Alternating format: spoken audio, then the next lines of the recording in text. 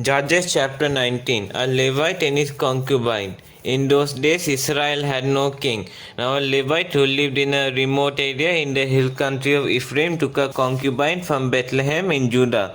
But she was unfaithful to him. She left him and went back to her parents' home in Bethlehem, Judah. After she had been there 4 months, her husband went to her to persuade her to return. He had with him his servant and 2 donkeys. She took him into her parents' home, and when her father saw him, he gladly welcomed him. His father-in-law, the woman's father, prevailed on him to stay. So he remained with him 3 days, eating and drinking and sleeping there. On the fourth day, they got up early and he prepared to leave. But the woman's father said to his son-in-law, "Refresh yourself with something to eat, then you can go." So the two of them sat down to eat and drink together. Afterward, the woman's father said, "Please stay tonight and enjoy yourself." And when the man got up to go, his father-in-law persuaded him, so he stayed there that night. On the morning of the fifth day, when he rose to go, the woman's father said, "Refresh yourself, wait till afternoon." So the two of them ate together. Then when the man with his concubine and his servant got up to leave, his father-in-law, the woman's father, said, "Now look, it's almost evening. Spend the night here. The day is nearly over. Stay and enjoy yourself. Early tomorrow morning you can get up and be on your way home." But unwilling to stay another night, the man left and went toward Jebus, that is Jerusalem, with his 2 saddled donkeys and his concubine. When they were near Jebus and the day was almost gone, the servant said to his master, "Come, let's stop at the city of the Jebusites and spend the night." His master replied, "No, we won't go into any city whose people are not Israelites. We will go on to Gibeah," he added. "Come, let's try to reach Gibeah or Ramah and spend the night in one of those places." So they went on, and the sun set as they neared Gibeah in Benjamin. There they stopped to spend the night. They went and sat in the city square, but no one took them in for the night.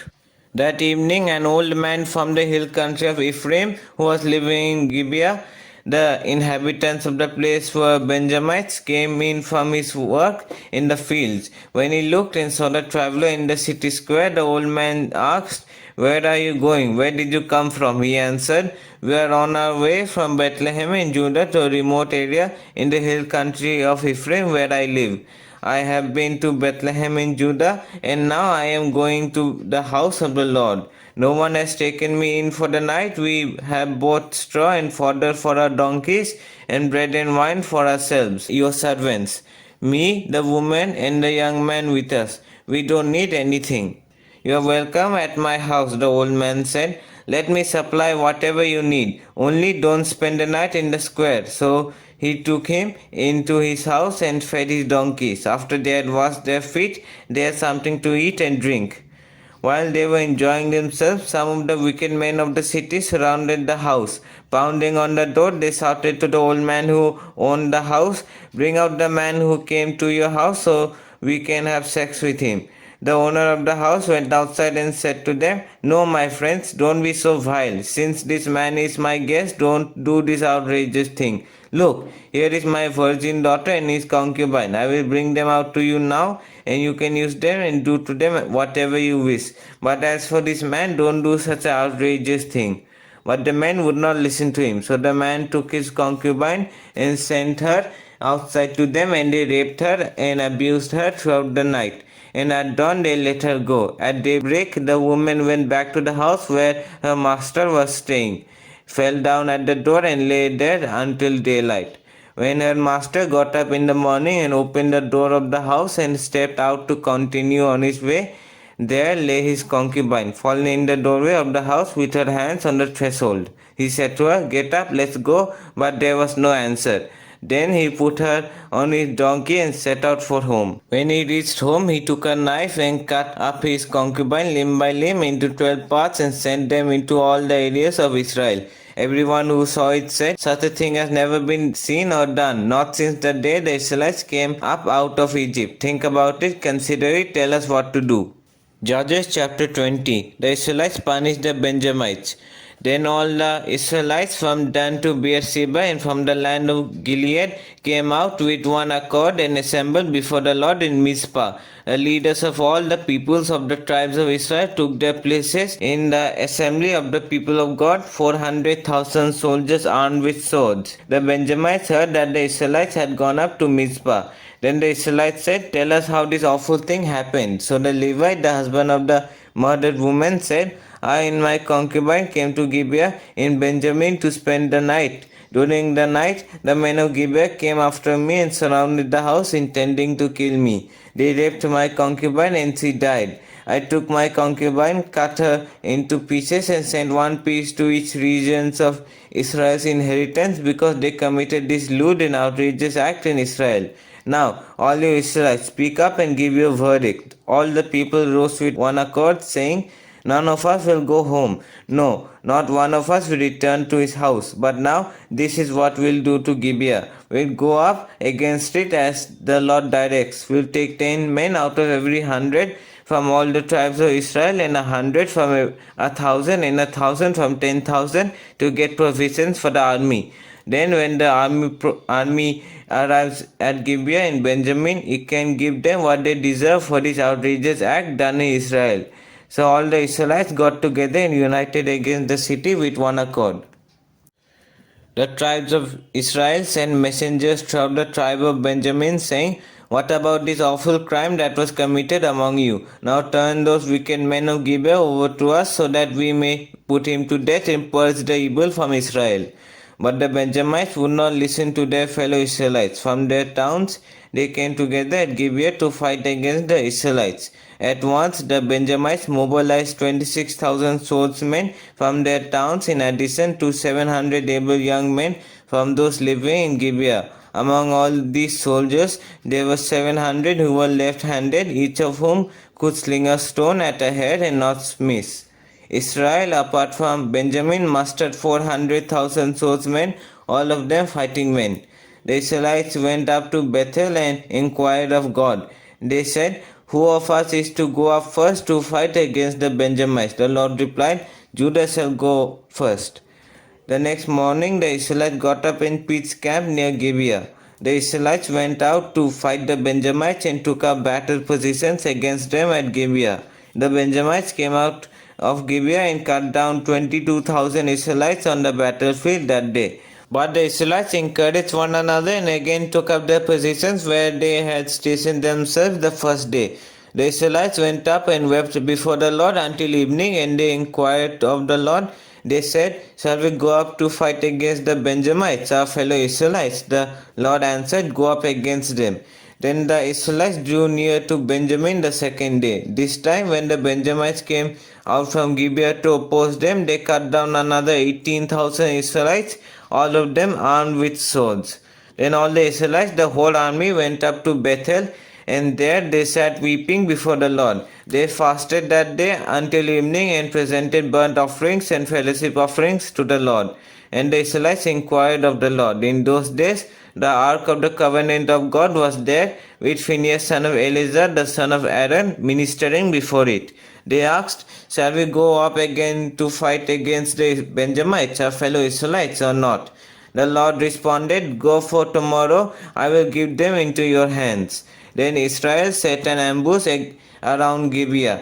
They went up again against the Benjamites on the third day and took up positions against Gibeah as they had done before. The Benjamites came out to meet them and were drawn away from the city. They began to inflict casualties on the Israelites as before, so that about 30 of them fell in the open field and on the roads, the one leading to Bethel and the other to Gibeah.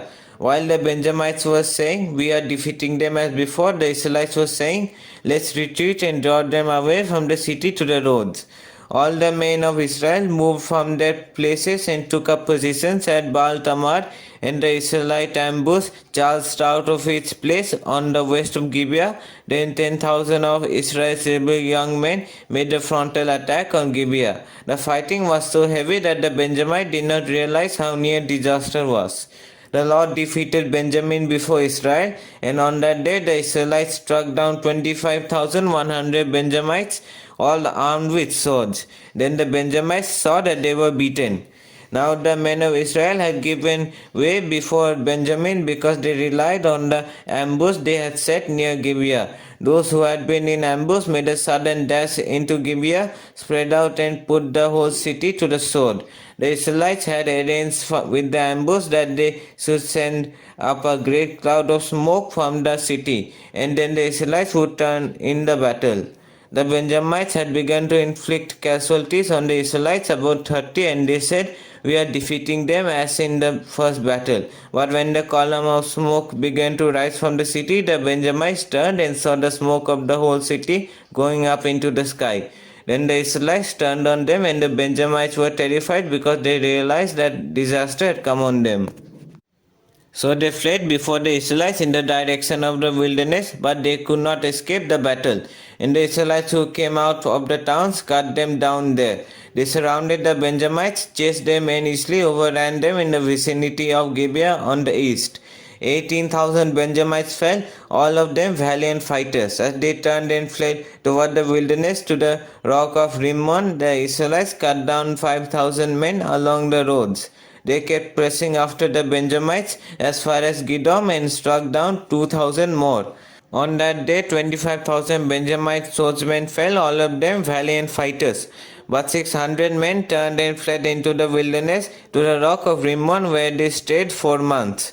The men of Israel went back to Benjamin and put all the towns to the sword, including the animals and everything else they found. All the towns they came across they set on fire. Judges chapter 21. Wives for the Benjamites. The men of Israel had taken an oath at Mizpah. Not one of us will give his daughter in marriage to a Benjamite. The people went to Bethel, where they sat before God until evening, raising their voices and weeping bitterly. Lord God of Israel, they cried, why has this happened to Israel? Why should one tribe be missing from Israel today? Early the next day, the people built an altar and presented burnt offerings and fellowship offerings. Then the Israelites asked, who from all the tribes of Israel has failed to assemble before the Lord? For they had taken a solemn oath that anyone who failed to assemble before the Lord at Mizpah was to be put to death. Now the Israelites grieved for Benjamin, one of their tribes. Today one tribe is cut off from Israel, they said. How can we provide wives for those who are left, since we have taken an oath by the Lord not to give them any of our daughters in marriage? Then they asked, which one of the tribes of Israel failed to assemble before the Lord at Mizpah? They discovered that no one from Jabesh Gilead had come to the camp for the assembly. For when they counted the people, they found that none of the people of Jabesh Gilead were there. So the assembly sent 12,000 fighting men with instructions to go to Jabesh Gilead and put to the sword those living there, including the women and children. This is what you are to do, they said. Kill every male and every woman who is not a virgin. They found among the people living in Jabesh Gilead 400 young women who had never slept with a man, and they took them to the camp at Shiloh in Canaan. Then the whole assembly sent an offer of peace to the Benjamites at the rock of Rimmon. So the Benjamites returned at that time and were given the women of Jabesh Gilead who had been spared, but they were not enough for all of them. The people grieved for Benjamin because the Lord had made a gap in the tribes of Israel. And the elders of the assembly said, with the women of Benjamin destroyed, how shall we provide wives for the men who are left? The Benjamite survivors must have heirs, they said, so that the tribe of Israel will not be wiped out. We can give them our daughters as wives, since we Israelites have taken this oath. Cursed be anyone who gives a wife to a Benjamite. But look, there is an annual festival of the Lord in Shiloh to the north of Bethel and east of the road that goes from Bethel to Shechem and to the south of Lebonah. So they instructed the Benjamites, saying, go and hide in the vineyards and watch. When the young women of Shiloh came out to join in the dancing, then rush from the vineyards, and each of you seize a wife from the young women of Shiloh, and go to the land of Benjamin, where their fathers or brothers complain to us. We will say to them, do us a kindness by helping them, because we did not get wives for them during the war, and you are innocent, since you did not give your daughters to them. So that is what the Benjamites did. While the young women were dancing, each man caught one and carried her off to be his wife. Then they returned to their inheritance and rebuilt the towns and settled in them.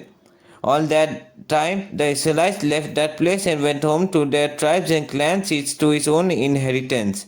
In those days, Israel had no king. Everyone did as they saw fit.